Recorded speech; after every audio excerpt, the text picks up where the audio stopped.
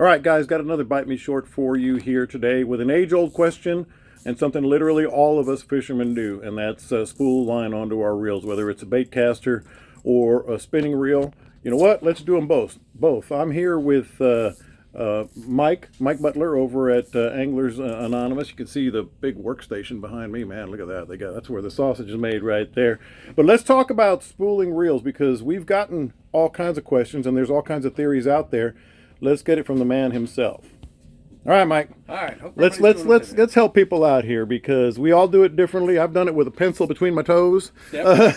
I've done it off the floor, making sure you can get it off the reel. But what would you recommend? People have talked about soaking the line before you put it on. You want it tight. You don't want that first cast to be a big mess, and you have to let the line out to tighten it back up. Right. Take us soup to nuts from the very, very start to the very, very end. Okay. One of the things in the beginning that you don't want to have happen, what'll happen with the reels, especially if you're using braid, the braid will spin on the spool if you don't have some sort of backing. Now there's two ways to do this. You can put mono backing on the reel, or you can put a layer of electrical tape. Okay. Electrical tape is quicker and easier for us. On a bait caster that has a perforated spool, it also seals the spool, so that's an added benefit. You can imagine when you're reeling your line in, braid especially, it's bringing salt water in with it. It can get into the reel that way. It's one of the first places. But for spinning reels, we take the spool off the reel, and we will put it on the machine, get it in there.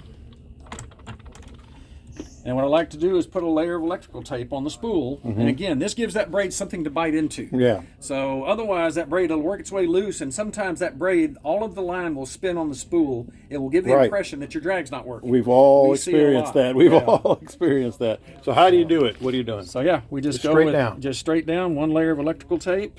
And then the braid. Yeah. So and then from there, we get the choice of whatever. We'll get something bright so we can see what's going on here. Yeah, but while you're getting that, people often ask about what colors. And color, a lot of people say it doesn't matter at all. Some people swear by certain colors. It's a matter of personal preference. I use this color line. I like to be able to see my line, and I tie about a 6-foot fluoro leader onto my line. Yeah, that's a big leader. And that'll last me for a day or two. Yeah. And I use an FG knot so you can reel it up through your guides and still cast, reel everything in. There's a lot of people. I think Caleb is one of them. I don't think he uses a leader at all. He ties directly. He does occasionally. I go back and forth, but I've been using the leader lately. Yeah, for abrasion resistance, if you got your braid stretched tight and it hits a piece of oyster shell, it's going to cut that braid real quick. Yeah. Fluoro or even a heavier mono leader will help you out insofar as abrasion resistance. Some folks believe, and I'm one of them, I think that you go with the fluoro, it's the same light coefficient as water, so the fish can't see it in the water. Yeah. That's what I use is a fluorocarbon. Yeah. So go ahead and get it on there a few times. Yeah. Let's help everybody. Talk us through what you're doing here. We'll just tie a quick, simple knot here that will hold the line on the spool. If you get down to the point where you're at the spool, you're overmatched at that point anyway. Yeah. So cut that. Now, it's very important when you're putting line on is to get it on tight. Again, this is one of those things. If your braid's not on tight, it's on there loose. If you can touch your braid when it's on the spool and it's mushy feeling, when you're casting or you set the hook, that line will bite into itself. Yeah. On your next cast, it's a big problem with a bait caster especially. Then you get those knots underneath. Correct. And then it's going to backlash on you. Yeah. And it's going to be a problem. So getting the line on tight is important. We use a glove here because we want to put pressure on the spool. Use a little line guide here. And then what you want to do on your spinners, and I'll tell you something else about spinners. So I'm going to stop here for just a second. You notice what I'm doing. I'm taking the line off the big spool onto the spool of the reel, and it's coming off the same way it's going on. There's no line twist. Yeah. Spinners are bad about getting twist in them. If you're reeling it on the rod, and taking it off the spool, holding it with a pencil like you're talking about, it's getting twist in it when it's going on there. Yeah. Because it's coming off the bail on the spool, and it's putting a little twist in the line. Gotcha. This is the best way to do it. The other way is to set your spool down facing upward on the floor while you're reeling it in. And it's coiling off the same way it's coiling on the reel. That's what I do. That's exactly what I do. That will stop it. Now, it's going to slow it down anyway. Sometimes you got to be able to hold that spool down, but Yeah. you can do that with a number of things. But when it's coiling off that way, it's generally going onto the spool the same way it's coming off of the bulk spool. Right, just keep it tight. Yeah, keep it tight. One of the things you can do if there is line twist in it, line twist is the enemy of a spinning reel. It's bad for any of them, but on a spinning reel it's particularly bad. You'll wind up with those big wind knots and things like that. Yeah. You can take the line out, let somebody hold it, you know, close to the tip of your rod, reel it in, it'll get all the twist out. Yeah. When I'm in the boat, if I'm fishing with a spoon or something like that, I find myself getting twist in the line. So you do that. Cut the lure off, and you're going from spot to spot. Yeah. Trail your line out behind the boat, and then reel it back in. Yeah, that'll do just it. the bare line. That'll get all the twist out of it. But you can see here, just get it on there, evenly as possible. Keeping the pressure over there. Correct. Yes, I'm grabbing with the glove, and we wear the glove because Yeah. when you're tightening everything up, it'll get hot. Yeah. So,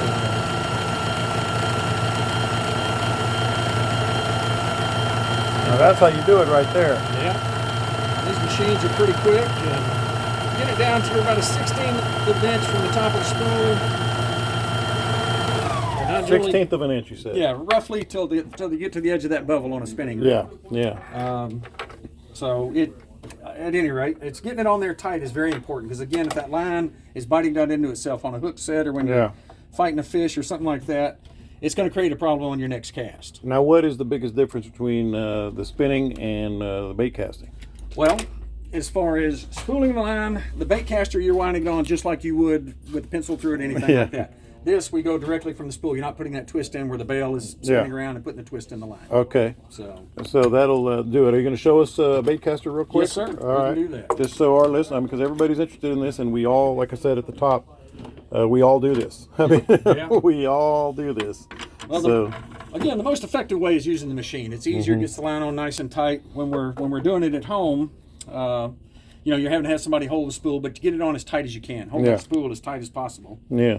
What we're going to do here real quick, we're going to put a layer of tape on this spool, like we discussed. And it's worth this extra step right here. Absolutely. 'Cause That's something that a lot of people don't do either. They just try to, feed it through there and try to tie it and tighten it. And it's Correct. worth doing the little extra step of getting the spool off. Yes, and there's two ways to put backing on. That's monofilament backing, 10 yards or so. Yeah. Because that mono won't spin on the spool. Braid will. Yeah. Especially after a little bit of time fishing, it'll Yeah. start to work its way loose, and it'll do that to you. So, And just the same premise here. yes, same thing. And a lot of bait casters, they have perforations in the spool. They will drill the spools out to save weight. Yeah.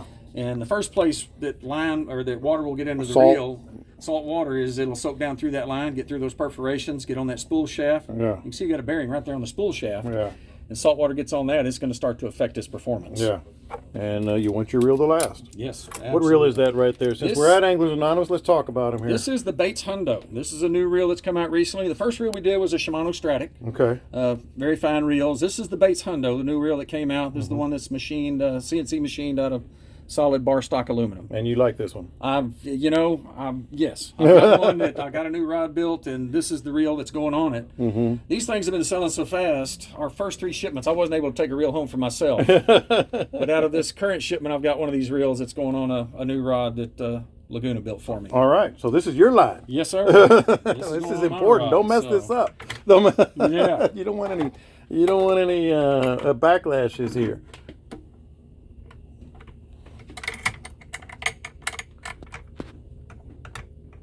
And so, talk us through the difference here.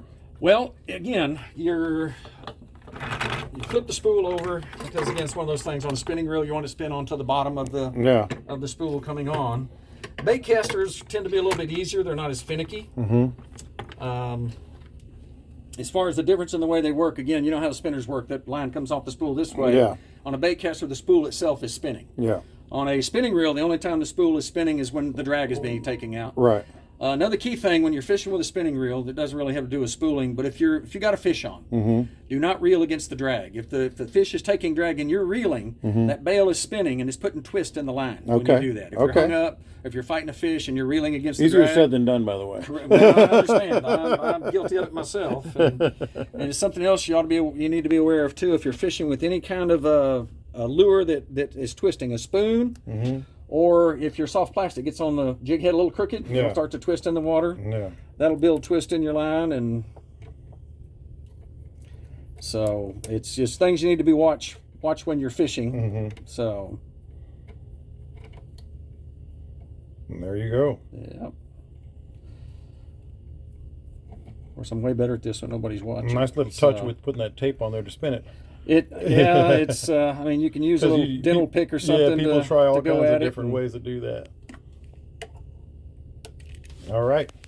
And this is pretty straightforward after that? Yes. When you're putting your line on, you want to get it on as tight as possible. Tighten your drag down. Yeah. If you're doing it at home, it's better if somebody's holding the spool with a glove and they can hold it tight. Because the tighter the line goes on, the better off you are.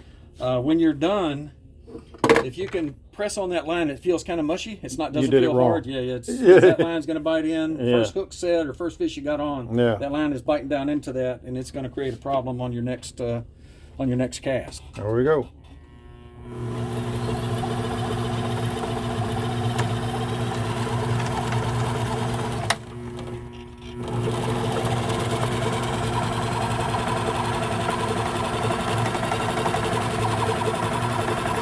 You want to make sure it goes on evenly across the And you're spool. still using the guide. Yes. Yeah. Now this particular guide is a little different than the other one. It's built into the machine. The other one on the spinning rod, I'm using Your hand. that little gadget right there. So You're ready to go fishing. yeah. See? So that's Glad we did this video. Yeah, that's it. All right. All right. Sounds good, and it answers a lot of questions.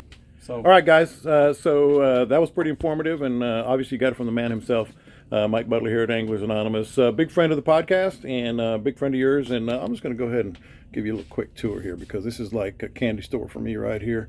But come on out. And don't forget to subscribe to the YouTube channel right here. And don't forget to subscribe and listen every week to the podcast. We'll talk to you next time.